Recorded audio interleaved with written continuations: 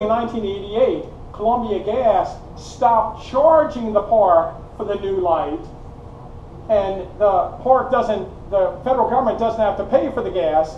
Columbia Gas just shares the cost of the gas at the Peace Light with all of us who pay our gas. Did you know that? No, I didn't. So we all, really, what's the difference? The Park Service we pay, or that we pay for this? Just a little facts for you. Okay, so talking about the battle. Remember I said that what we thought was common knowledge about the battle is really just a bunch of made up. Well, we won't say what we wrote back there. Okay, hooey, good. So, people have been told time and time again how the Battle of Oak Ridge is fought. O'Neill's brigade attacks first, just as Baxter's brigade is going to action. Baxter's men move forward and form along the stone fence on the Mumblesburg Road. They lay down a staggering fire into the Alabama as they approach, and they're repulsed. Suddenly, someone notices Iverson's brigade approaching from Oak Ridge on the west. Baxter orders his men to move by the left flank and advance to the top of the ridge. This brings the brigade into position behind a stone wall on top of Oak Ridge, and they can see Iverson's unsuspecting North Carolinians moving across their front towards Cutler's brigade, positioned in the edge of the woods to Baxter's left. The men are ordered to crouch behind the stone wall, and their regimental colors are hidden or laid down. When the order is given, all the men in the brigade stand up, fire a crashing volley into Iverson, and annihilate the brigade. And what's interesting about this, it's in almost every book on the battle. But of course, it's not true. I'm here to tell you, O'Neill's brigade does not attack first. Baxter's brigade was never on the Mumblesburg Road.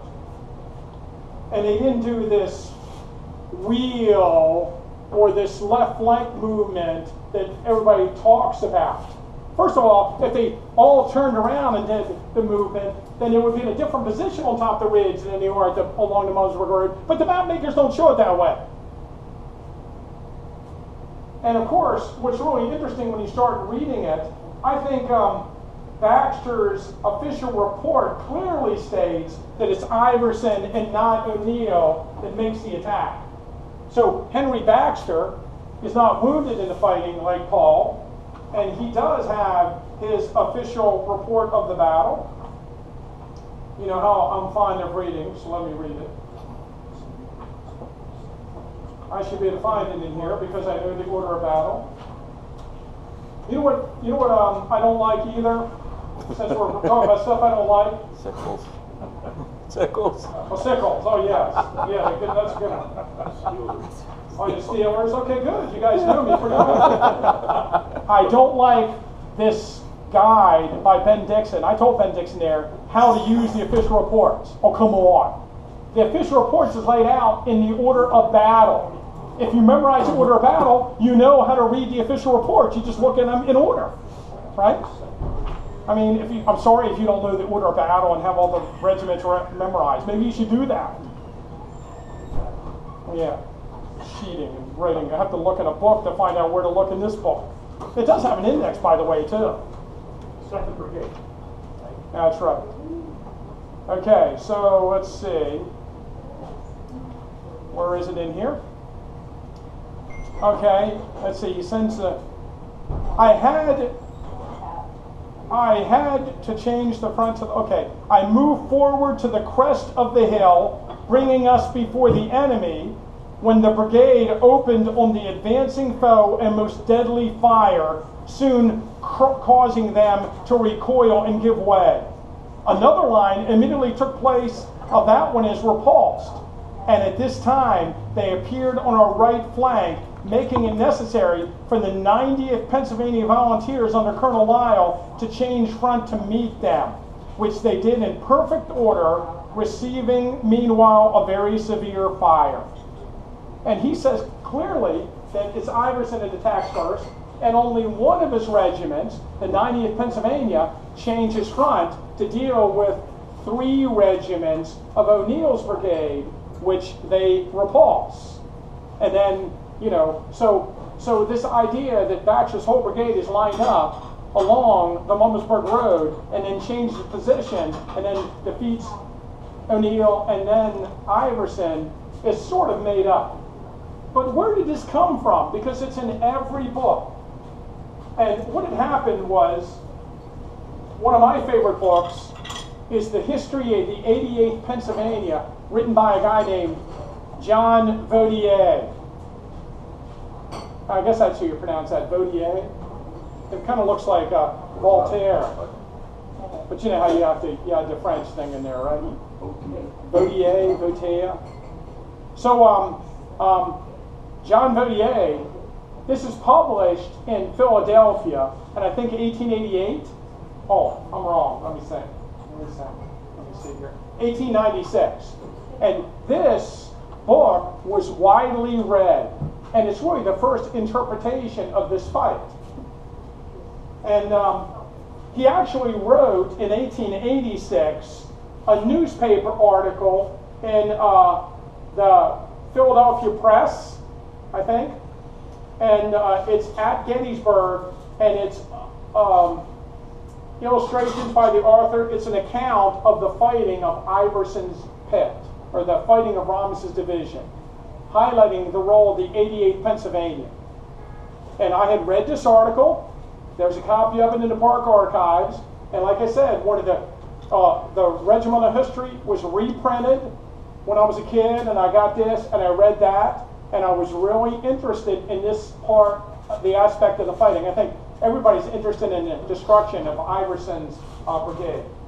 Well, I was at Carlisle one day in the I would say it's like 1990, and I was talking to Dr. Richard Summers, and I was looking through the Brake collection, I believe it was, and he had gotten a hold of John Vaudier's diary.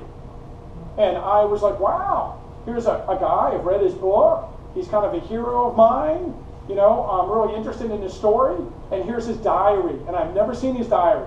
So I started reading his diary and paging through it to the Gettysburg section, and it's getting closer and closer to the battle, and all of a sudden, July 1st, 2nd, and 3rd, he's in a hospital in Washington, D.C. And I couldn't believe it. This guy writes about the battle in his book, and uses the word I. And he's not at the battle?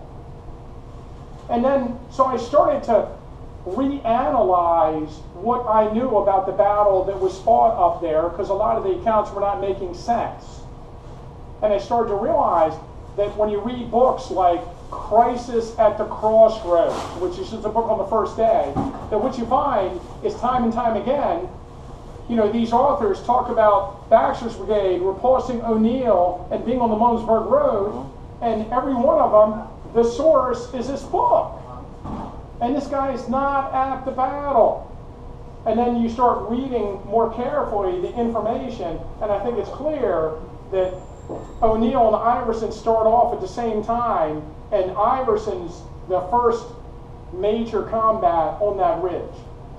What I think you do realize, however, is that reading the history of the 97th New York, which is over here, or some of the North Carolina accounts, is that there's actually skirmishing taking place before the main battle. The 97th New York have skirmishers out towards the Mummersburg Road, and the 88th Pennsylvania comes up, and they have skirmishers towards the Mummersburg Road on the east side of the ridge, and they're skirmishing with Alabama sharpshooters, probably Blackford's Alabama sharpshooters. And these two units are firing at each other prior to the fighting during the artillery duel. Abner Doubleday sent 2 regiments over there first, the 11th and the 97th, and they're skirmishing, and then the 88th arrives. And so eventually Baxter's brigade arrives. But Baxter's brigade is never on the Mummersburg Road, and if you read some of the 88th stuff carefully that Vaudier was using, he must be describing the skirmish action along the Mummersburg Road, and he believes that's the repulse of O'Neill's brigade. I think Rhodes' official report also makes it clear that Iverson moves first. According to Rhodes, I caused Iverson's brigade to advance, and at the same time gave in person to O'Neill the order to attack, indicating to him precisely the point to which he was ordered to direct the left of his 4 regiments then under his command. And then Rhodes states, upon investigation, I found just as O'Neill's men were getting started, O'Neill informed him that his staff officers were not mounted. And for this reason, O'Neill had trouble getting his orders sent to his various regiments. So it seems like he sends Iverson off and then rides down to talk to O'Neill, and O'Neill's having some problems getting going.